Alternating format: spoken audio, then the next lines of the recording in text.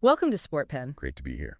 Today, we're not just, rehashing scores. We're diving headfirst into the grit and glory of the 1991 Detroit Lions. A legendary season. It really was. This wasn't just a good season. It felt like a seismic event for Detroit sports fans. We'll try and dissect the pivotal moments, the sheer, almost stubborn determination, and those unforgettable plays that cemented their legendary status. And for you, our listener, who wants to get smart fast, we're going to unpack what greatness really looks like in sports, using this iconic team and that, electrifying year as our ultimate case study. Sounds like a plan. It's a team that still resonates. Absolutely. So let's set the scene. Before the 91 season actually kicked off, forget the roar of the Silverdome for just a second. What was the vibe? What was the feeling around this team? Was it like quiet optimism or the usual Detroit shrug or maybe something else entirely? Well, it's fascinating, actually, when you look back.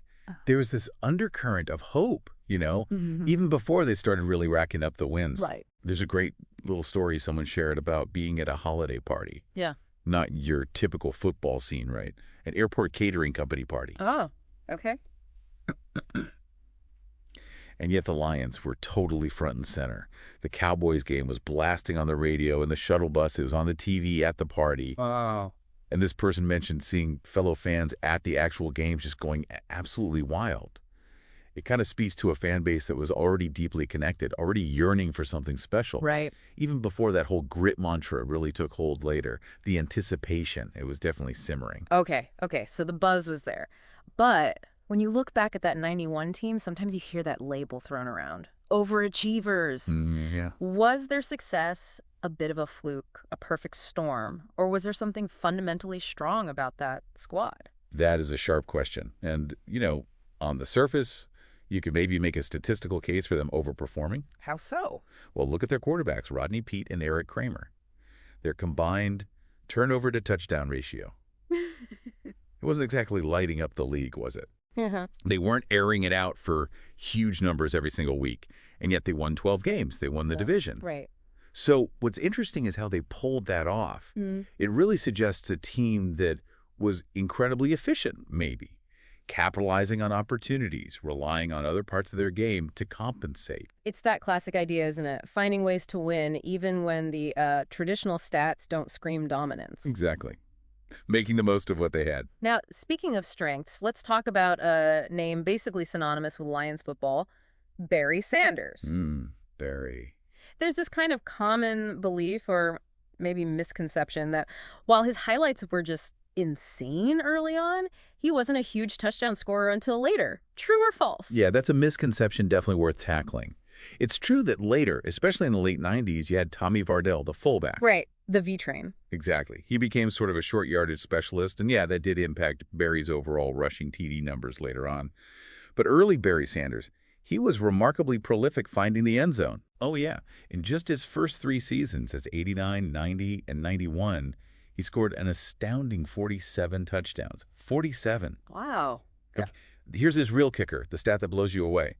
From 1989 through 1992, so 4 full seasons, Barry Sanders was the only Detroit Lions running back to score rushing touchdown. Get out. The only one. The only one.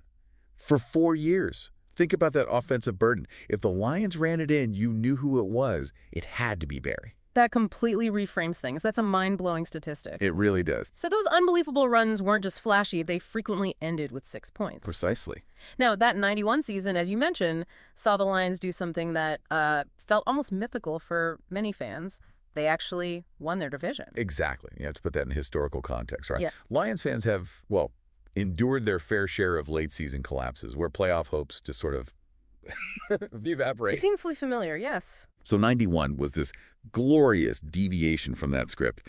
They didn't just squeak into the playoffs. They went on a decisive run, clinched the division title. For a fan base so used to near misses, that was just monumental. A huge shift. Which brings us right to the divisional playoff game against the Cowboys. For so many people, this is the game that defines that whole season. Why was it so significant? Oh, it was absolutely a watershed moment. I mean, think about it. The Lions hadn't won a playoff game since 1957. 57. Yeah, Wow. Yeah. That's a drought stretching across generations of fans. So this wasn't just about advancing. It was about, like, exercising decades of frustration, proving this team was genuinely different. The emotional weight around that game for the players, the city, it was immense. And the game itself, it started in a way that maybe surprised people who were just expecting, feed Barry right out of the gate. Absolutely. That opening drive was a bold statement. They marched right down the field, and there wasn't a single carry for Barry Sanders on the whole drive. No kidding. Yep.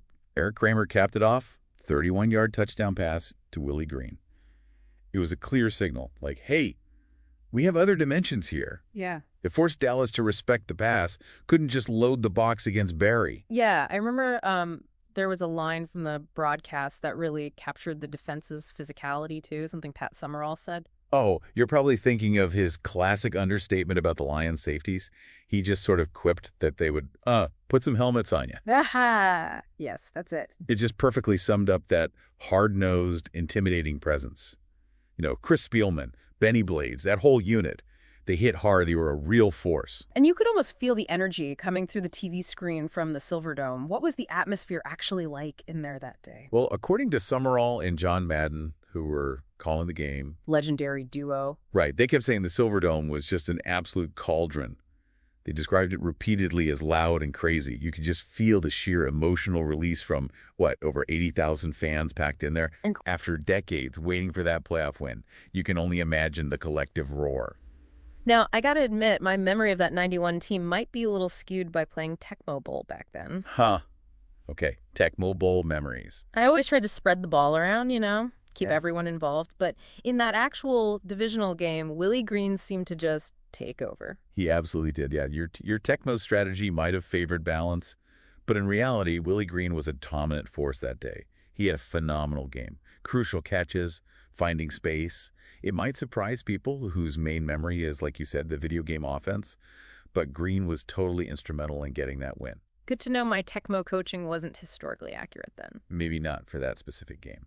And of course, you can't talk about that game without mentioning Barry's iconic run, the one that sealed it. Precisely. The game's still kind of hanging in the balance. Yeah. Late fourth quarter. Yeah. And Barry just delivers. Signature 47-yard touchdown run. Unbelievable. It was just breathtaking. Agility, vision, speed, everything that made him Barry, all packed into one play. But what's almost equally striking is his reaction, or, lack thereof. Right. He just flips the ball to the ref. Same understated demeanor he always had. Didn't matter if it was week 3 or the biggest playoff game in decades. Just Barry being Barry. Exactly. Yeah. And given the significance, the moment, and his whole career full of highlights, that specific touchdown, it's often talked about as maybe one of his absolute greatest runs. It has to be up there. Now, here's a little piece of trivia about that game that might surprise you. Oh, okay. I'm intrigued. Lay it on me. That divisional playoff game, Lions-Cowboys, January 1992. It was actually the very first NFL divisional playoff game ever played indoors, in a dome. Wow. The first divisional game indoors. That's a fascinating historical footnote. Yeah. Really shows you how much the league landscape, stadium design, all that has changed over time. Definitely.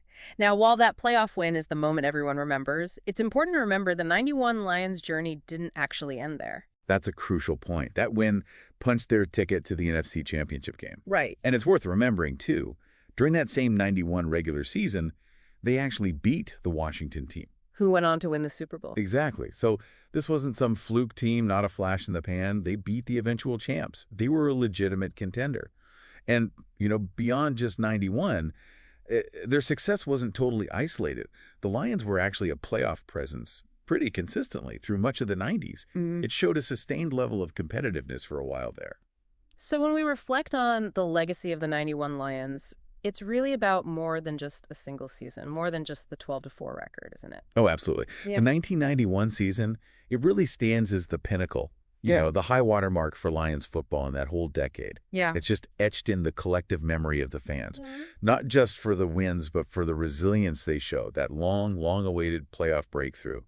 And just the feeling that for one unforgettable season, anything felt possible. It's just a powerful reminder, really, of how a team can capture the heart of a city, especially one that was so desperately craving success. Thanks for listening to Sportpen. My pleasure. It was fun revisiting that team. The story of the 1991 Detroit Lions, it clearly resonates so deeply within the city's sports history. It really makes you consider that powerful connection between a fan base and a team, doesn't it?